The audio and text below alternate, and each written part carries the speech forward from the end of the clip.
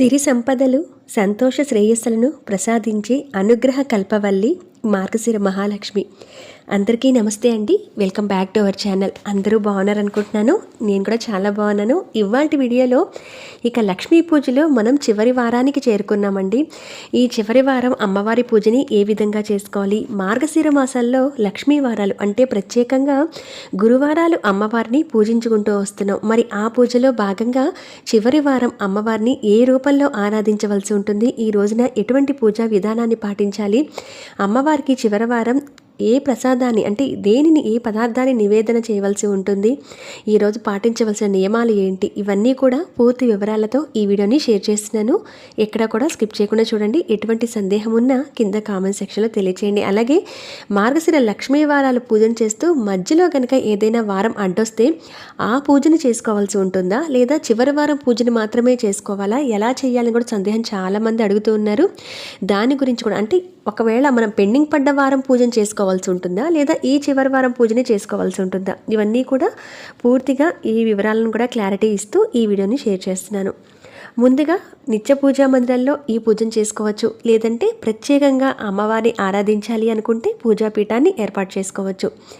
అమ్మవారికి ఆసనం ఏర్పాటు చేస్తున్నట్టుగా ఒక తమలపాకు తీసుకొని లేదా క్లాత్ మీద కానీ ఇలా కొంచెం బియ్యం వేసి పసుపు కుంకం వేసి అమ్మవారి చిత్రపటాన్ని పెట్టుకోండి. అయితే ఈ 4 వారాలు పూజ చేసిన వారు కానీ, లేదా ఒక 2 వారాలు చేసి మధ్యలో ఆపిన వారు కావచ్చు, ఏదైనా అడ్డంకుల వల్ల, లేదా ఇంతవరకు మేము చేసుకోలేదు అనుకున్నవారు అన్ని వారాలు మనం పూజ చేసిన ఫలితం పూర్తిగా దక్కాలి అని అంటే ఈ చివరి వారం అష్టలక్ష్మి అమ్మవార్లకి పూజ అనేది చేసుకోండి. ఇది చాలా మంచిది. అమ్మవారి చిత్రపటం ఉంటే అంటే అష్టలక్ష్మీదేవి అమ్మవారి చిత్రపటం ఉంటే ఆరాధించవచ్చు. ఇక్కడ నేనైతే అష్టలక్ష్ముల్ని కూడా ఈ విధంగా ఏర్పాటు చేసుకుంటున్నాను. అయితే ఇక్కడ 7 లక్ష్మీదేవిని చూపిస్తున్నాను కదండి, 8వ లక్ష్మీ అమ్మవారిని కూడా చూపిస్తాను. నేనైతే అష్టలక్ష్ములను ఈ విధంగా అరేంజ్ చేసుకున్నాను. అందరి దగ్గర కూడా ఇటువంటి అమ్మవారిని అరేంజ్ చేసుకోవడానికి అవ్వకపోవచ్చు కాబట్టి మరి వారందరూ ఎలా ఏర్పాటు చేసుకోవాలో చూద్దాము. ఇక్కడైతే నేను అష్టలక్ష్మిగా నేను తయారు చేసుకున్న ఈ అమ్మవార్లని ఈ విధంగా పూజలైతే ఏర్పాటు చేసుకుంటున్నాను. ఒకవేళ మీ దగ్గర అమ్మవారి చిత్రపటమే ఉంటే డైరెక్ట్గా అమ్మవారిని అలా కూడా పూజలో పెట్టుకొని పూజనే చేసుకోవచ్చు. అయితే 7 లక్ష్మీలతో పాటు ముఖ్యంగా ధనలక్ష్మి అమ్మవారిని ఈ విధంగా అలంకరణ చేసి పెట్టుకున్నానండి. చూడండి ఎంత అందంగా అమ్మవారికి పరికిణి కట్టి ఈ విధంగా అలంకరణ చేసి పెట్టుకున్నాను. ఒక పక్కన లక్ష్మీదేవి అమ్మవారి మామూలు చిత్రపటాన్ని కూడా పెట్టుకున్నాను. గజలక్ష్మి అమ్మవారిగా కూడా పెట్టుకున్నాను. ఇటు అష్టలక్ష్మిలో ఒక అమ్మవారిని ఆ విధంగా అలంకరించి మిగతా లక్ష్ముల్ని చుట్టూ కూడా పీఠం దగ్గర ఈ విధంగా ఏర్పాటు చేసుకున్నాను. అయితే అందరి దగ్గర అలా ఉండకపోవచ్చు కాబట్టి అమ్మవారిని మనం పసుపు ముద్ద రూపంలో పూజిద్దాం. పసుపు గౌరమ్మగా, పసుపు లక్ష్మీదేవి అమ్మవారిగా మనం ఎన్నో రకాలుగా ఆరాధిస్తూ ఉంటాం. ఈ విధంగా ఒక ప్లేట్ కానీ పెట్టుకొని లేదా ఈ విధంగా తమలపాకులు అమ్మవారికి ఆసనంగా వేసి ఇలా 8 పసుపు ముద్దలు చేసుకొని అమ్మవారికి కుంకుమ బొట్టుతో అలంకరించి 8 లక్ష్ములకి గుర్తుగా అష్టలక్ష్మి రూపంలో అమ్మవారిని 8 పసుపు ముద్దల్ని ఈ విధంగా ఏర్పాటు చేసుకోండి. అలాగే మీరు కుంకుమ పూజ చేసుకోవటం కోసం కానీ లేదా ఇలా కాయిన్ రూపంలో కూడా అమ్మవారిని ఆరాధించవచ్చు. అందుకని ఇక్కడ నేను కాయిన్స్ కూడా గంధం బొట్టు పెట్టి 8 కాయిన్స్ని కూడా ఈ విధంగా పూజలో పెట్టుకుంటున్నాను. అయితే ఈ అష్టలక్ష్మి పూజని ఈ ప్రత్యేకంగా చేసుకునే మార్గశిర గురువారాల్లో భాగంగా ఈ పూజని ఇప్పుడు చేసుకోవడమే కాదండి, ఏదైనా మీరు 8 శుక్రవారాల పాటు అమ్మవారికి అష్టలక్ష్మి పూజను చేసుకోవచ్చు. మధ్యలో ఒక వారం అడ్డు వస్తే మిగతా శుక్రవారాలు కంటిన్యూషన్గా చేసుకోవచ్చు.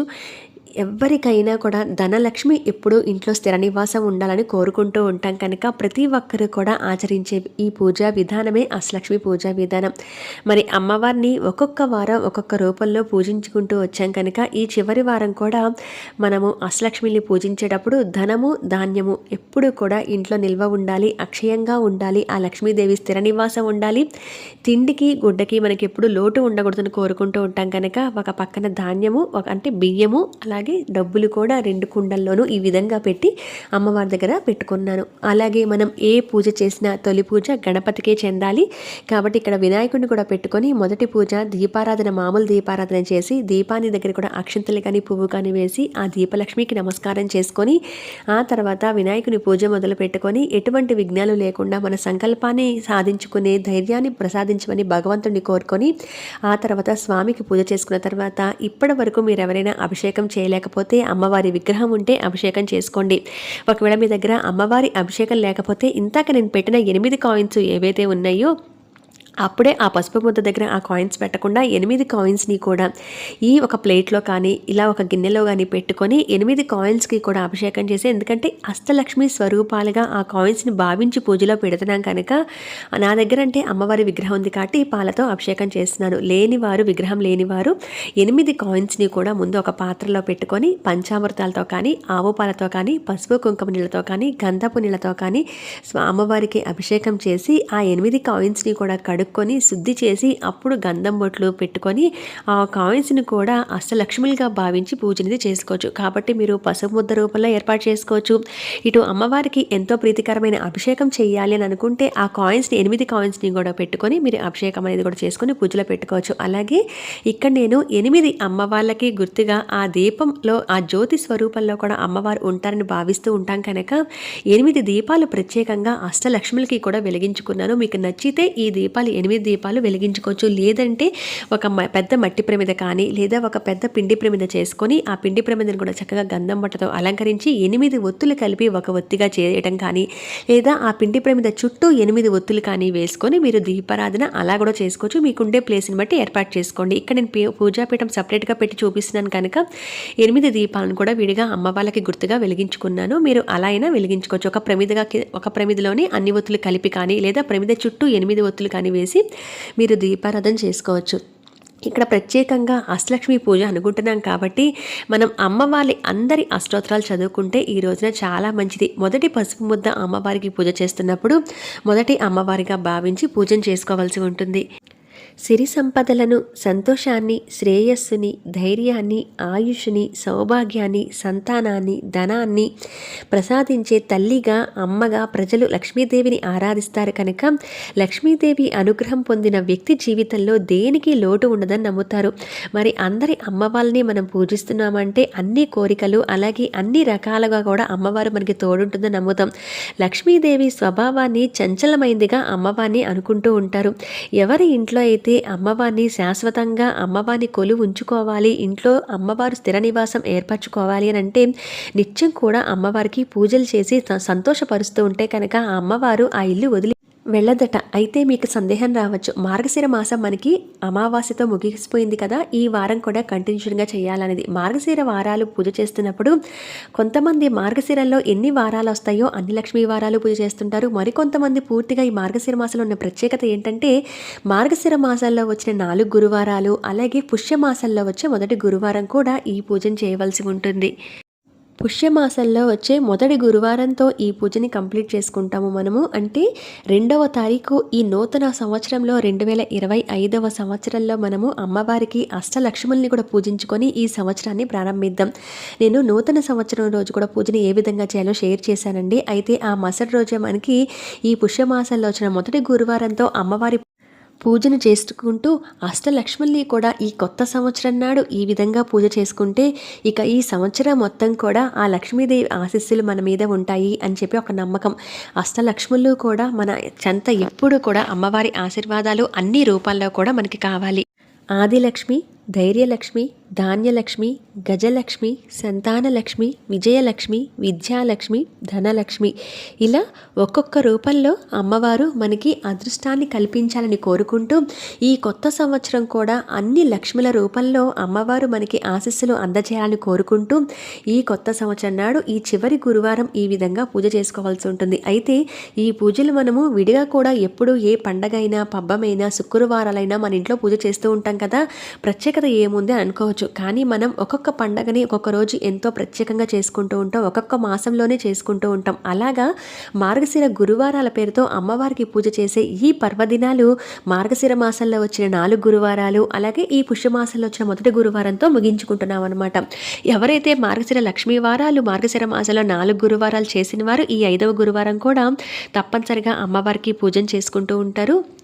అంతేకాకుండా ఎవరైతే 1-2 వారాలు చేయడం కానీ లేదా ఒక వారం చేసి మధ్యలో అడ్డొచ్చిన వారు కానీ ఈ చివరి వారం మాత్రం తప్పనిసరిగా చేసుకోవడానికి ప్రయత్నించండి. ఈ విధంగా అష్టలక్ష్ముల రూపంలో అమ్మవారిని ఆరాధించండి. మీరు అనుకున్న కోరికలు తప్పనిసరిగా తీరుతాయి. సిరి సంపదలు అష్ట ఐశ్వర్యాలు కలుగుతాయి. అయితే అమ్మవారికి పూజ చేసేటప్పుడు మొదటి లక్ష్మిగా ఆదిలక్ష్మి అమ్మవారికి పూజ చేస్తున్నప్పుడు మొదటి పసుపు ముద్ద దగ్గర అమ్మవారి అష్టోత్తరం ఉంటుంది. ఆ స్తోత్రం చదువుకుంటూ మనకి అష్టలక్ష్మి స్తోత్రాల్లో కూడా ఒక్కొక్క అమ్మవారికి ఒక్కొక్క స్తోత్రం ఉంటుంది. అష్టలక్ష్మి స్తోత్రంలో మొదటి అమ్మవారికి ఆ స్తోత్రాన్ని చదువుతున్నప్పుడు ఆ కాయిన్ పెట్టుకున్నాం కనుక ఆ పసుముద్ద దగ్గర అమ్మవారిని ఆదిలక్ష్మిగా భావిస్తూ అక్కడ అమ్మవారికి పూజన చేసుకోవటం, కుంకుమ పూజ చేయటం, అలాగే మంగళకరమైన వస్తువులు ఆ అమ్మవారికి సమర్పించడం. రెండవ అమ్మవారిని పూజిస్తున్నప్పుడు ధైర్యలక్ష్మిగా పూజిస్తున్నప్పుడు ధైర్యలక్ష్మి అమ్మవారి అష్టోత్తరం, అలాగే అష్టలక్ష్మి స్తోత్రంలో ధైర్యలక్ష్మి స్తోత్రం చదువుకోవటం. ఇలాగా ధాన్యలక్ష్మి మూడవ అమ్మవారు, నాలుగవ అమ్మవారు గజలక్ష్మి, ఐదవ అమ్మవారు సంతానలక్ష్మి, విజయలక్ష్మి ఆరవ లక్ష్మి అమ్మవారు, ఏడవ లక్ష్మి అమ్మవారు విద్యాలక్ష్మి, ఎనిమిదవ అమ్మవారు ధనలక్ష్మి. ఇలాగా వరుసగా అమ్మవారిని పూజించుకుంటూ మీరు అయితే ఆర్డర్ చూసుకునేటప్పుడు అష్టలక్ష్మి స్తోత్రంలో ఏ స్తోత్రంలో అయితే మొదటిగా ఆర్డర్ ఉంటుందో అలా వరుసగా క్రమంలో చూసుకుంటూ అమ్మవారి స్తోత్రాలు చదువుకుంటూ అష్టోత్తరం చదువుకుంటూ అమ్మవారి దగ్గర ఈ విధంగా కుంకుమ పూజ, అలాగే ఎర్రటి అక్షింతలతోనూ ఒకవేళ మీ దగ్గర మంగళకరమైన వస్తువులు ఉంటే కనుక చిట్టి గాజులు కానీ లక్ష్మీ గవ్వలు కానీ గోమతి చక్రాలు, తామర గింజలు ఇటువంటి వాటితో కూడా పూజ చేసుకోవచ్చు. ఇలా మీ దగ్గర ఏవైనా 8 రకాల వస్తువులు ఉంటే 8 రకాల వస్తువులు అంటే పసుపు కొమ్ములు, చిట్టి గాజులు, గవ్వలు, గోమతి చక్రాలు, తామర గింజలు, ఎరుపు అక్షింతలు, పూలు, అలాగే వక్కలు కానీ ఇలా మీరు ఏదైనా సరే 8 వస్తువులు మీరు ఏర్పాటు చేసుకో, గురువింద గింజలు కానీ ముత్యాలు ఇటువంటి వాటిలతో మీరు 8 వస్తువులు ఏర్పాటు చేసుకొని మీ దగ్గర ఉంటే కనుక ఒక్కొక్క అమ్మవారికి 8 వస్తువులు కలిపి అంటే అష్టలక్ష్మిని పూజిస్తున్నాం కనుక అష్ట వస్తువులతో కూడా మీరు పూజన చేసుకోవచ్చు. ఇవేమీ లేవు అంటే కుంకుమ మన దగ్గర నిత్యం ఉంటుంది. అమ్మవారికి కుంకుమ పూజ అంటే చాలా ఇష్టం కనుక కుంకుమ కూడా ఆ కాయిన్ మీద వేస్తూ కుంకుమ పూజన చేసుకోండి. ఎర్రటి అక్షింతలు కలుపుకొని అమ్మవారికి అష్టలక్ష్ములకి కూడా ఒక్కొక్క పసముద్ద దగ్గర అక్షింతలు వేస్తూ అమ్మవారికి ఈ విధంగా పూజన చేసుకోండి. ఎవరైతే ఇప్పటి వరకు మొదలు పెట్టలేదు అనుకున్నా కనీసం ఈ చివరి వారమైనా చేసుకోండి. అందులో కొత్త సంవత్సరం ఆంగ్ల సంవత్సరం మన తెలుగు సంవత్సరం ఉగాదితో మనం ప్రారంభం చేసిన క్యాలెండర్ ప్రకారం మనం అన్ని పనులు చేసుకుంటూ ఉంటాము, డేట్స్ చూసుకుంటూ ఉంటాము, తిది ప్రారంభ ముగింపు సమయాలు చూసుకుంటూ ఉంటాము, హాలిడేస్ చూసుకుంటూ ఉంటాము, పండగలు లెక్కేసుకుంటూ ఉంటాం. మనం ఏ పని మొదలు పెట్టాలన్నా రేపటి తేదీ ఏంటి, రేపటి సమయం ఏంటి అని క్యాలెండర్ మీద మనం బేస్ అవుతూ ఉంటాం. కాబట్టి ఈ ఆంగ్ల సంవత్సరంలో కూడా మనం దైవ చింతనకి మనం సమయాన్ని కేటాయిస్తాం కనుక ఈ 2025 అనే కొత్త సంవత్సరం కూడా మనకంతా మంచి జరగాలని కోరుకుంటూ ఈ విధంగా అష్టలక్ష్ములకు కూడా పూజించి మన ఇంట్లో ఎప్పుడూ కూడా లక్ష్మీదేవి స్థిర నివాసాన్ని ఏర్పరచుకోవాలి. అలాగే మనము ఈ పూజలో అమ్మవారి పాదాలను తప్పకుండా ఆరాధించుకుంటూ వస్తున్నాం ప్రతిరోజు కూడా. అలాగే ద్వార పూజని ఇప్పటివరకు ఈ మార్గశిర మాసంలో కానీ ఎవరైతే చేయలేదో అమ్మవారికి అటువంటి వాళ్ళందరూ నేను ద్వార పూజ కూడా ఎలా చేసుకోవాలో వీడియో షేర్ చేశానండి. ఆ పూజను చూస్తూ మీరు ద్వారం దగ్గర కూడా తప్పనిసరిగా అమ్మవారి పాదాలు వేయాలి. ఇక్కడ మీరు పూజలో గమనించినట్లయితే అమ్మవారి పాదాలను అక్కడ వెనకాల నేను అలంకరించిన చోట అమ్మవారి పాదాలు కూడా పెట్టాను. ఆ పాదాల దగ్గర కూడా పువ్వులతో కానీ అక్షింతలతో కానీ పూజన చేసుకోండి. ఈ విధంగా అష్టలక్ష్మి రూపాలలో అమ్మవారిని ఆరాధించడం వల్ల ఒక్కొక్క రూపంలో అమ్మవారు ఒక్కొక్క ఫలితాన్ని ఇస్తుందట. ఈ విధంగా అమ్మవారిని సంతుష్టిపరిచి ఎవరైతే అమ్మవారి పాదాలను వేసి ఈ మార్గశిర మాసంలో పూజలు చేస్తూ ఉంటారో ఆ లక్ష్మీదేవి అమ్మవారు అన్ని రూపాలలో కూడా పూజలు అందుకోవడం వల్ల సంతుష్టి చెంది మన ఇంట ఎప్పుడూ కూడా స్థిర నివాసాన్ని ఏర్పరచుకుంటారట. అలాగే ధనుర్మాసం కూడా సౌరమానాన్ని అనుసరించి ఉన్నాం కాబట్టి ఈరోజు ఆ హరి అంటే నారాయణను కూడా మనం పూజించడం వల్ల లక్ష్మీదేవి అనుగ్రహం అతి శీఘ్రంగా లభిస్తుంది అని చెప్తారు. అయితే ఈ విధంగా పసముద్దల్ని కాయిన్స్ని పూజించిన వాళ్ళైతే కనుక పటం ఉంటే మీరు పటంకే పెట్టి చేసుకోవచ్చు. లేదా ఈ విధంగా పసముద్ద కాయిన్స్ పెట్టుకున్న వాళ్ళైతే కనుక ఎప్పుడు చెప్పుకున్నట్టుగానే గురువారం పూజ చేసుకుంటాం కనుక శుక్రవారం ఉద్వాసం చెప్పకూడదు, గురువారం ఉద్వాసం చెప్పకపోతే శుక్రవారం ఉద్వాసం చెప్పకూడదు, మరుసటి రోజు కదిలించకూడదు, అవన్నీ ఏవి కూడా సర్దకూడదు. అయితే శనివారం ఉదయం కూడా మరొకసారి పూజ చేసుకుని శుక్రవారం 2 పూట్ల దీపారాధన చేయడం, గురువారం 2 పూట్ల దీపారాధన చేసి పూజ చేసుకోవటం, శనివారం కూడా మరొకసారి దీపారాధన చేసి అప్పుడు కదిలించి తీసేయాలి. ఎవరికైతే 3 రోజులు అలా ఉంచడానికి కుదరదు అనుకున్న వారు గురువారం సాయంత్రం 7-7:30 దాటిన తర్వాత ఈలోపు మీరు దీపారాధన చేసి ఆ దీపారాధన ఉండగా కొంచెం 7-7:30 అప్పుడు అమ్మవారిని కదిలించి తీసేసి రాత్రికి సర్దుకోండి. ఎందుకంటే మరుసటి రోజు శుక్రవారం అవుతుంది, తీయద్దు. ఒకవేళ శుక్రవారం కూడా మేము ఉంచుకోగలము, పూజ చేసుకుంటాం అనుకున్న వారైతే కనుక శనివారం ఉదయం కదిలించుకోండి. అయితే అమ్మవారికి ఈ చివరి వారం పెట్టవలసిన నైవేద్యం పూర్ణం కుడుములు అంటే పూర్ణం బూరెలు అంటారు కదా, అవి నైవేద్యంగా పెట్టవలసి ఉంటుంది. ఉంటుంది. ఈ విధంగా పూజ అయితే చేసుకోవాలండి. అమ్మవారికి ఈరోజు కూడా మీరు పసుపు కుంకాన్ని తాంబూలం కూడా ఇవ్వవచ్చు. ఎవరికైనా ఇన్ని వారాలు చేసుకున్నందుకు గుర్తుగా ఒక్క ముత్తైదునన్న పిలిచి లక్ష్మీదేవి స్వరూపంగా భావించి ఈరోజు వారికి కూడా తాంబూలం ఇచ్చి వారి చేత అక్షింతలు వేయించుకున్నా కూడా చాలా మంచిది. అలాగే ఏదైనా దేవాలయంలో అమ్మవారి దర్శనం చేసుకోవడం కూడా మంచిదే. అయితే ఈ గురువారం పూజలో మనము ఈ చివరి వారం కాబట్టి మేము ఇవి చేసుకోలేదు, విడి రోజులో చేసుకోకూడదా అంటే 5 లక్ష్మీ వారాల వ్రతం పేరుతో చేసుకునే పూజా విధానం వేరుగా ఉంటుందండి. అది నేను షేర్ చేస్తున్నాను, ఒక్కసారి ఆ వీడియోని చూడండి. ఒకవేళ మీరు ఈ మార్గశిర మాసంలో చేసిన వారు కాకుండా విడిగా గురువారాలు అమ్మవారికి ఒక వ్రతం పేరు చేయాలి అనుకుంటే కనుక మీరు ఆ వీడియోని చూడండి. దాంట్లో నియమాలు కొంచెం వేరుగా ఉంటాయి, మామూలు పూజ కన్నా కొంచెం వేరుగా ఉంటాయి. అవి కూడా ఒక్కసారి ఆ వీడియోని చూసి తెలుసుకొని మీరు ఏదైనా ఏ మాసంలో వచ్చే గురువారమైనా మీరు ఆ వ్రతాన్ని ఆచరించవచ్చు. ఈ విధంగా అమ్మవారికి ఈ విధంగా పూజ చేసుకోవడం వల్ల ఆ ఇంట్లో ఎటువంటి కష్టం ఉండదని, ఏదైనా దోష ప్రభావాలు ఉన్నా అవి తొలగిపోయి అమ్మవారి కటాక్షం అతి శీఘ్రంగా లభిస్తుందన్నమాట. అమ్మవారి పాదాలను శరణవేడుతూ చేసుకొని ఈ అష్టలక్ష్మి పూజా విధానం ఈ విధంగా చేసుకోవాల్సి ఉంటుంది. అయితే ఈరోజు పాటించవలసిన నియమాలు మనం ప్రతి వారం చెప్పుకుంటున్నట్టుగానే ఈరోజు బూజులు దులపడం కానీ, ఇల్లు దులపడం కానీ, దేవుడు పూజా మందిరం క్లీన్ చేసుకోవడం కానీ చేయకూడదు. అంటే ముందు రోజు మనం సిద్ధం చేసుకోవాలి. కానీ ఈరోజు బూజులు దులపడం, పాత బట్టలు బయట పడేయడం, చీపిరి బయట పడేయడం, ఇల్లు బూజులు దులపడం, అలాగే ముఖ్యంగా వచ్చేసి ఎవరిని తిట్టడం కానీ, అసభ్య పదజాలాన్ని వాడి తిట్టడం కానీ, అలాగే చిన్నపిల్లల్ని కొట్టడం కానీ తిట్టడం కానీ చేయకూడదు. గడప మీద నుంచోవడం కానీ, గడప దగ్గర నుంచి తలదువ్వడం కానీ, తుమ్మడం కానీ, అలాగే గడపని చిన్నపిల్లలు తెలియక తొక్కుతున్నా, ఒకవేళ పసిపిల్లలు తెలియక తొక్కుతున్నా వారిని నెమ్మదిగా పక్కకి తీయడం చేయాలి. అలాగే గడప మీద తల పెట్టుకొని పడుకోవడం కానీ అటువంటివి ఏవి చేయకూడదు. ఉదయం మరీ తెల్లారిపోయే వరకు పడుకోవడం కానీ, సాయంత్రం పొద్దు గూకే వరకు అంటే మరీ లేటుగా లైట్లు వేసే టైంకి పడుకొని ఉండటం కానీ చేయకూడదు. అయితే ఇవి హెల్త్ బాగాలేని వారికి, చిన్నపిల్లలకి వర్తించదండి. ఆరోగ్యకరంగా ఉన్న వాళ్ళందరూ కూడా సాయంత్రం లైట్లు వేసే టైంలో పడుకోకూడదు. ఎంతో ప్రాణం మీదకి అత్యవసరం వస్తే కానీ ధనం అప్పు ఇవ్వడం కానీ తీసుకోవడం కానీ చెయ్యకూడదు. ముఖ్యంగా మితంగా మాట్లాడాలి. చక్కగా ఇంట్లో ఆడవాళ్ళు చేతికి గాజులు వేసుకొని అమ్మవారి పూజను చేసుకోవాలి. కాళ్ళకు పసుపు రాసుకోవాలి. ఎవరికైనా ఏదైనా దానాలు చేయవచ్చు. అయితే ఈ పసుపు ముద్దను, కాయిన్స్ని పెట్టుకొని ఈ విధంగా అష్టలక్ష్మి రూపాలుగా అమ్మవారిని పూజించిన వారైతే కనుక అమ్మవారిని కదిలించి తీసేసిన తర్వాత ఆ పసుపు ముద్దలన్నింటినీ కలిపేసి మనం ఏదైనా వాటర్లో నిమజ్జనం చేసి పచ్చని చెట్టు మొదట్లో పోయొచ్చు. సుమంగళిలు ఎవరైతే ఉన్నారో సూత్రానికి రాసుకోవచ్చు. పెళ్ళి అయిన వారు కానీ కాని వారు కానీ ఎవరైతే ఆడపిల్లలు ఉన్నారో వారి మొహానికి రాసుకోవచ్చు. కాళ్ళకైతే అసలు రాయకూడదు. ఇంకా పసుపు ముద్ద ఉందంటే అలా పక్కన పెట్టుకొని ప్రతిరోజు కూడా స్నానానికి వెళ్తున్నప్పుడు ఆ పసుపుని కొంచెం మొహానికి రాసుకొని ఆడవారందరూ స్నానం అనేది ఆచరించవచ్చు. కాయిన్స్ ఏవైతే ఉన్నాయో అవి అమ్మవారి స్వరూపంగా భావించి మనం పూజ చేసుకున్నాం కనుక ఆ కాయిన్స్ని ధనం నిల్వ ఉండే చోట పెట్టుకోండి. కనీసం ఒక 3 రోజుల పాటైనా అలా పెట్టుకొని ఆ కాయిన్స్ని తీసేసి తర్వాత వాడుకోవచ్చు. లేదా ఏదైనా అమ్మవారి దేవాలయంలో హుండీలో వేయచ్చు. లేదా మీరు ఆ ధనాన్ని వాడేసుకోవచ్చు. ఎందుకంటే అమ్మవారి స్వరూపంగా భావించాం కాబట్టి ఒక ధనం నిల్వ ఉండే చోట్ల కనీసం ఒక 3 రోజులైనా ఉంచుకుంటే ఆ కాయిన్స్ని చాలా మంచిది. ఈ విధంగా అష్టలక్ష్మి పూజని ఈ చివరి వారంలో చేయవలసి ఉంటుంది. ప్రత్యేకంగా ఉపవాసం అయితే ఏమీ ఉండనవసరం లేదండి. ఉదయం పూజ చేసుకునే వరకు ఏదైనా పాలు, కాఫీ అటువంటివి తీసుకొని ఆ తర్వాత అమ్మవారికి పూజ చేసుకొని మీరు భోజనం చేయవచ్చు. అయితే ఈ పూజని ఉదయం కుదరని వారు సాయంత్రం చేసుకుంటూ ఉంటారు. అటువంటి వారు అన్నీ తినేసి పూజ చేసుకోవడం దేనికి అనుకున్న వారు మాత్రం ఉపవాసం ఉంటూ ఉంటారు. ఇది ఆరోగ్యం పరంగా చూసుకొని ఉండండి. లేదంటే ప్రత్యేకంగా ఉపవాసం ఏమి ఉండనవసరం లేదు. ఆ పూర్ణాలు కూడా చక్కగా అమ్మవారికి నైవేద్యం పెట్టి అవి ప్రసాదంగా తీసుకుంటేనే ఇంకా ఆరోగ్యంగా చాలా మంచిది కూడా. ఇప్పుడు మీరు 4వ వారం మిస్ అయిందనుకోండి, అప్పుడు ఆ పూజను చేసుకోవాలా లేదా ఈ చివరి వారం పూజను చేసుకోవాలా, అలా ఏదైనా వారాలు మిస్ అయితే అలా అడుగుతున్నారు.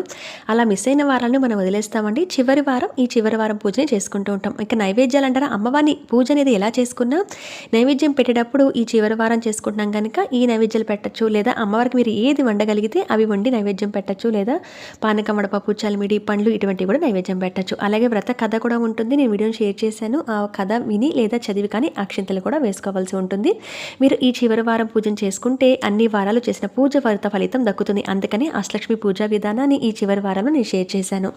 ఇదండి మరి ఇవాల్టి వీడియో. ఈ ఇన్ఫర్మేషన్ మీకు నచ్చుతుంది అనుకుంటున్నాను. నచ్చిన వాళ్ళు లైక్ చేయండి. మరొక మంచి ఇన్ఫర్మేటివ్ వీడియోలో మళ్ళీ కలుస్తాను. అంతవరకు సెలవు. నమస్కారం.